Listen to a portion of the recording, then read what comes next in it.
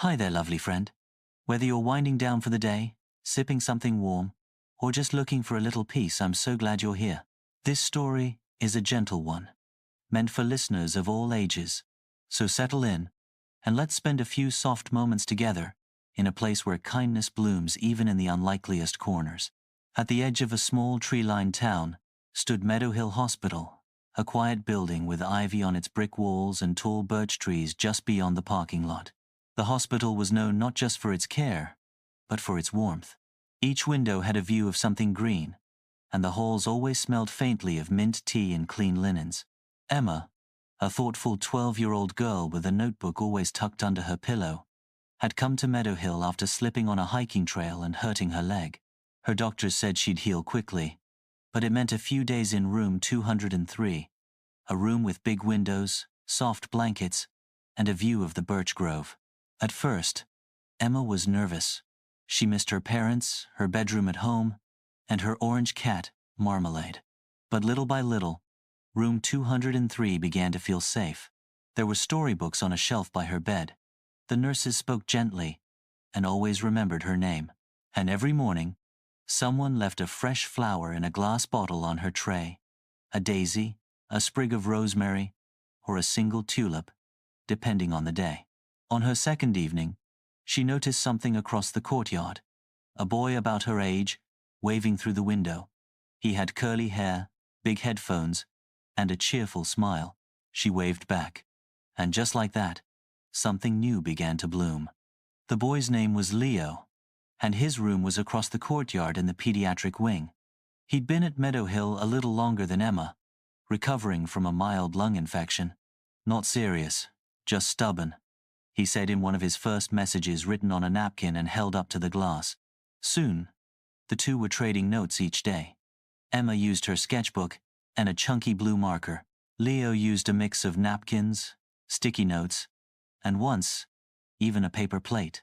Their messages were full of silly jokes, favorite snacks, and even short stories they took turns writing.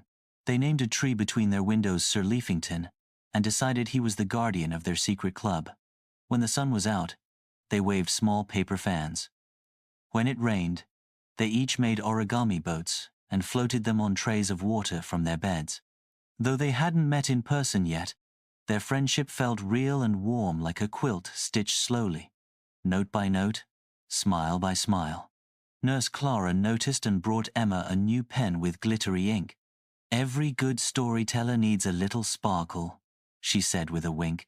And one afternoon, a surprise appeared on Emma's lunch tray. A chocolate chip cookie in a bag labeled, "From Leo, tastes better if you smile while eating it." Emma smiled so wide, she almost dropped her juice. Even though she couldn't run or play, she felt something just as special. She was seen. And for someone healing in a hospital bed, that meant everything.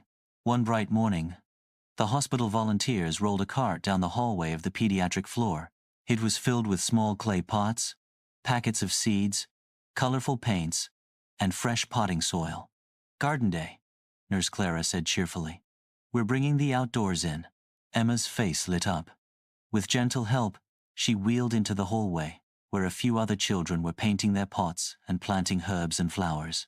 Leo was already there, wearing a soft beanie and grinning when he saw her. It was the first time they'd met in person. "Hi," she said, shyly. "Hi," he said, not shy at all.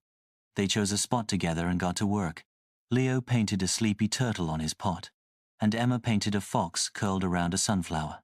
They chose lavender and mint for their plants, and whispered encouragement to the little seeds.